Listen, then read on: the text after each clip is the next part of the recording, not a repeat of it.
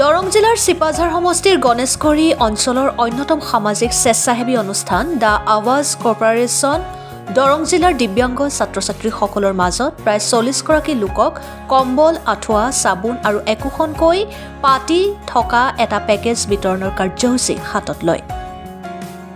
গণেশগুৰি অঞ্চলৰ এই অনুষ্ঠানটোৱে এক ব্যতিক্ৰমী পদক্ষেপ হাতত লৈছে।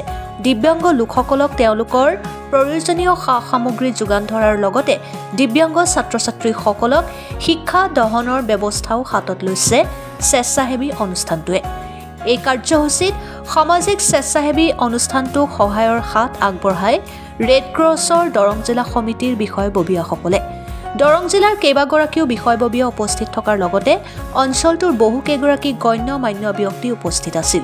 অনাগত দিনত এই অনুষ্ঠানটোৱে আৰু ভাল কাম কৰি যাব বুলি আশা প্ৰকাশ কৰিছে অঞ্চলটোৰ সচেতন মহলে।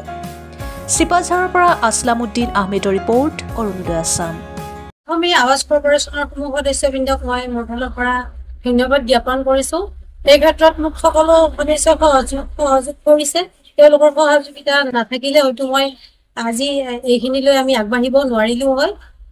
এই ক্ষেত্ৰত আমি হেণ্ডিক্যাপ যিখিনি মানুহ আজিলৈ যিখিনি সহায় কৰিছো, আমি ভাবিছো নিশ্চয় সিহঁতৰ কিবা এটা হ'লেও হেল্প হৈছে। আৰু আমি জানো যে তেওঁলোকক সহায় কৰা মানে আজি তেওঁলোকৰ ভাল হোৱা মানে আমাৰ ভাল হোৱা, আৰু আমাৰ ভাল হ'লে সমাজ এখনৰ ভাল হোৱা, আৰু সমাজখনৰ ভাল হোৱা মানে গোটেই দেশ এখনৰ ভাল হোৱা। গতিকে আমি যিটো উৎকৰ্ষৰে আমি আগবাঢ়ি আহিছো, নিশ্চয় আমি তেওঁলোকক আৰু অনাগত দিনত সহায় কৰিব পাৰিম বুলি আমি আশা ৰাখিছো। কাৰণ যেতিয়ালৈকে আমি আৱাজ কৰ্পৰেশ্যনৰ আমাৰ সদস্যবৃন্দই আমাৰ লগত থাকিব, আমি সদায় সকলো কামতে সুকলমে আগবাঢ়িব পাৰিম। এই ক্ষেত্ৰত কিন্তু মই আজিৰ যিখিনি ডিষ্ট্ৰিবিউশ্যন হৈ গ'ল, সেইখিনিৰ ভিতৰত আছিল ব্লেংকেট দিয়া গৈছিলে, আঁঠুৱা দিয়া গৈছিলে আৰু পাতি লগতে চাবোন দিয়া গৈছিলে।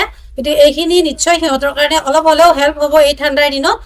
আৰু এই ক্ষেত্ৰত বিনীতা দাস কিন্তু মোৰ লগত আমাৰ NGOৰ হয়, প্ৰেচিডেণ্ট হয়, আৰু মানে বহুত হেল্প কৰিছে, খোজত খোজ মিলাই আগবঢ়াইছে।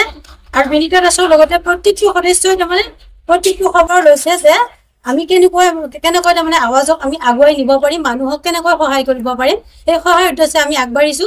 নিশ্চয় আমি ৰাইজৰ পৰাও সহায় সহযোগিতা পাম বুলি আশা কৰিছো, আৰু অনাগত দিনত আমি এনেদৰে সদায় সহায় কৰি যাম বুলি আশা কৰিছো। আজি প্ৰায় আমি 40 গৰাকী দিব্যাংগক আমি বিতৰণ কৰিছো। বস্তুখিনি আমি ৰেড ক্ৰছৰ পৰা আমি সহযোগ মানে তেওঁলোকৰ লগত যোগাযোগ কৰি আনিবলৈ দিয়াৰ ব্যৱস্থা কৰিছো, তেনেকৈ দিছো। আৰু আজি দিব্যাংগ যিখিনি মানুহ আছে তেওঁলোকক আমি যি বস্তুখিনি সামগ্ৰীখিনি দিব পাৰিছো, সেইখিনি আচলতে মংগলদৈৰ জয়ন্ত শৰ্মা ছাৰ তেখেত নহ'লে আমি তেতিয়াও দিব নোৱাৰিলো হয়। গতিকে তেখেতক আমাৰ ফালৰ পৰাই অশেষ ধন্যবাদ থাকিল, আৰু আগলৈকেও যাতে তেওঁ আমাক এনেদৰে সহায় কৰি যায় তাৰে আশা থাকিল।